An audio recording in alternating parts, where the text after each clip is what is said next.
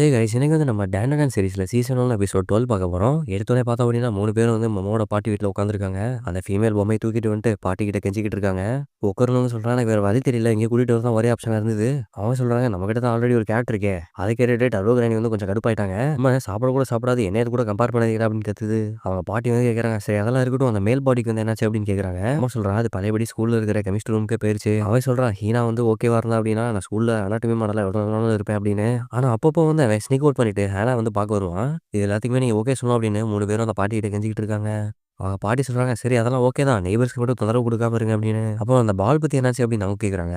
ஓ அந்த பாலா, அது வந்து ஒரு கிறிஸ்மஸ் ஆர்னமெண்ட் தான், அது வந்து இவங்கிட்ட இல்லை அப்படின்னு மாமா சொல்றா. அவங்க பாட்டி வந்து சொல்றாங்க, சரி இதெல்லாம் ஓகே, நான் வந்து சாப்பிட போறேன், டேபிள் எடுத்து போடு அப்படின்னு. உட்கார, நீ சாப்பிட்ற அப்படி தானே, ஓகே வாங்க சாப்பிடலாம் அப்படின்னு உட்காரன்னு சொல்லிடுறான். மாமா வந்து அங்கேருந்து டேபிள் தூக்கிட்டு வரா. அதை பார்த்துட்டு ஜோதி வந்து கேட்குறான், நீ ரொம்ப ஸ்ட்ராங்கா இருக்கிற, அதனால தான் உன்னை பாட்டி வந்து ட்ரஸ்டடா ஒரு பொறுப்பு கொடுத்துருக்காங்க.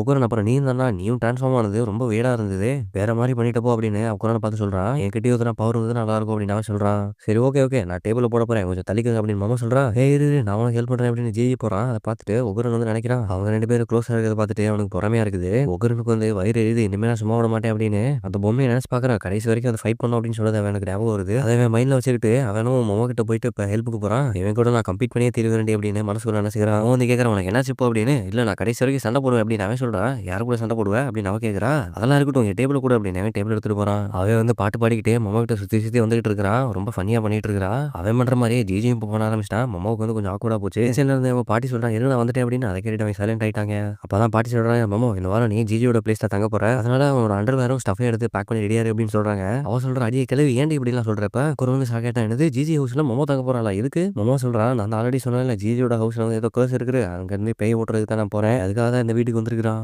ஒக்குரு வந்து இப்போ காண்டாயிட்டு கேட்கறேன், மாமா நீ அவன் வீட்டுல தனியா தங்க போறியா?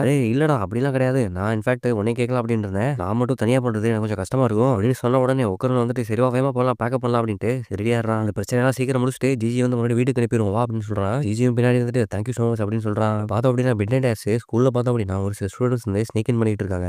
அது ஸ்கூல் ரொம்ப பயங்கரமா இருக்கு நைட்ல அப்படின்னு ஒரு பொண்ணு சொல்றா. பெர்மிஷன் எல்லாம் வந்திருக்கோங்க, தப்பாடா அப்படின்னு கேட்கறாங்க. இல்ல அதெல்லாம் ஒன்றும் இல்லை, நம்ம வந்து இங்கே ஒய்ஜி போர்டு தான் விளாட வந்திருக்கோம், ஆடும்போது நான் வீடியோ போட்டு எடுக்கிறேன் அப்படின்னு சொல்றாங்க.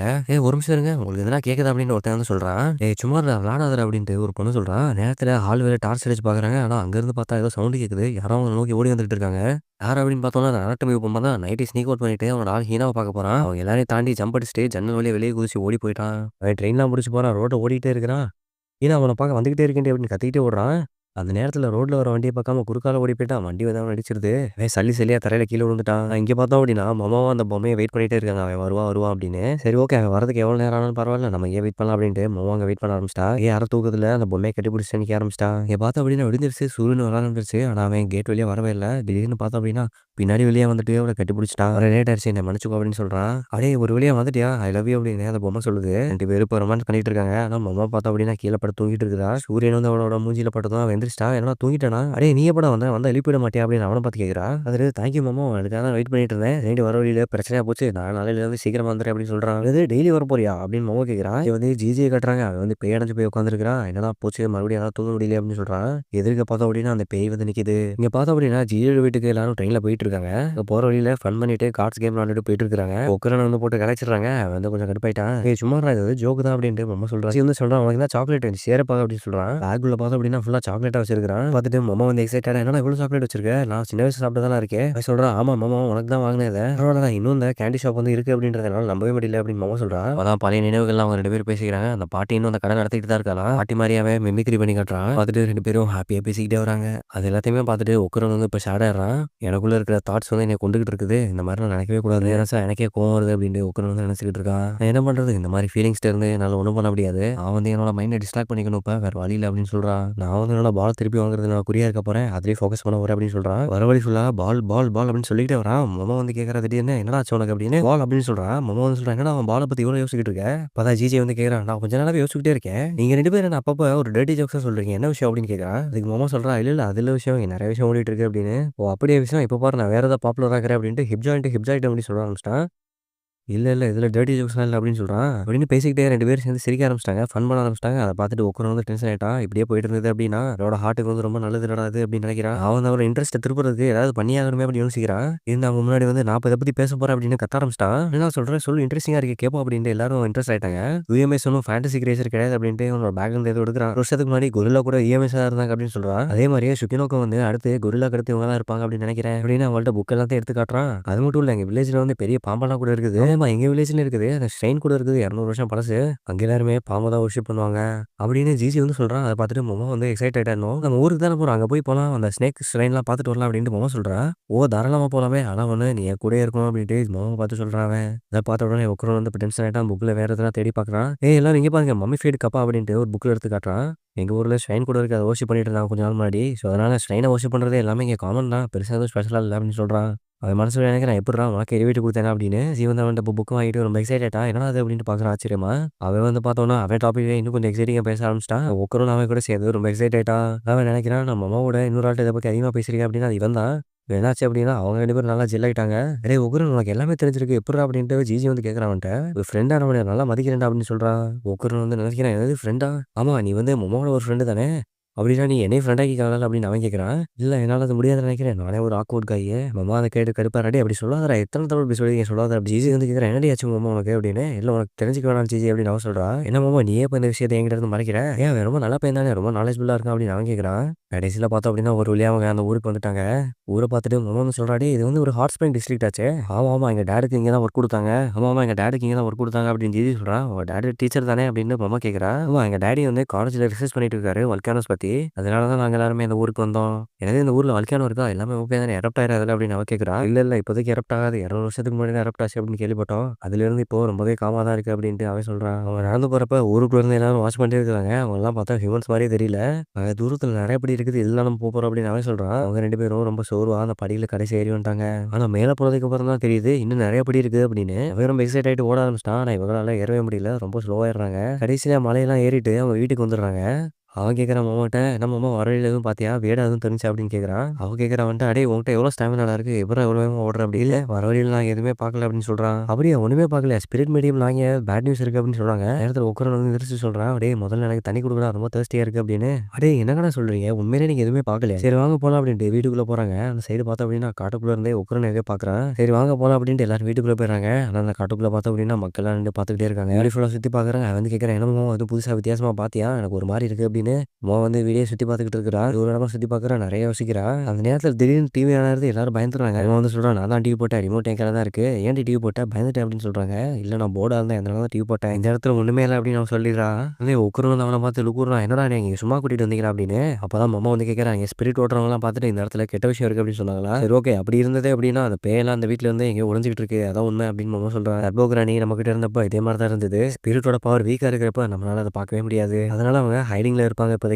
இன்னும் சொல்ல போனோம் அப்படின்னா இது வந்து ஈஸியாவே இருக்க போகுது கரெக்ட்டா? அப்படின்னு கேட்குறா. அத கேட்டுட்டு ஜிஜி வந்து ஹாப்பி ஆயிடுறான். "இரு மாமா ஷோல்டர்ல மசாஜ் பண்றேன்" அப்படின்ட்டு மாமாவுக்கு மசாஜ் பண்ண ஆரம்பிச்சுட்டான். பரவால்ல பண்ணிக்கோ. அப்புறம் இன்னொரு விஷயம் எனக்கு வந்து ஜூஸ் வேணும். அதுவும் ஸ்வீட்டா இருக்கணும் அப்படின்னு அவ கேட்குறா. அவனும் ஜூஸ் எடுத்துட்டு வர போயிட்டான். "அடேய் உட்காரு நீங்க வந்து உட்காரு ரெஸ்ட் எடு" அப்படின்னு சொல்றா அவ. எப்படியும் பேய் பிசாசு எல்லாமே நைட்டு தான் வரப்போகுது. அது வரைக்கும் நம்ம கொஞ்சம் ரெஸ்ட் எடுத்துக்கலாம் அப்படின்னு சொல்றா. அப்புறம் இன்னொரு விஷயம் நான் வந்து ஹாட் ஸ்ப்ரிங் டிஸ்ட்ரிக்ட்டுக்குள்ள போறேன் அப்படின்னு சொல்றா. "அடியே இங்க பேய் இல்ல அப்படின்னு நீ வெளியில போறதுக்கு தான் சொன்னியா?"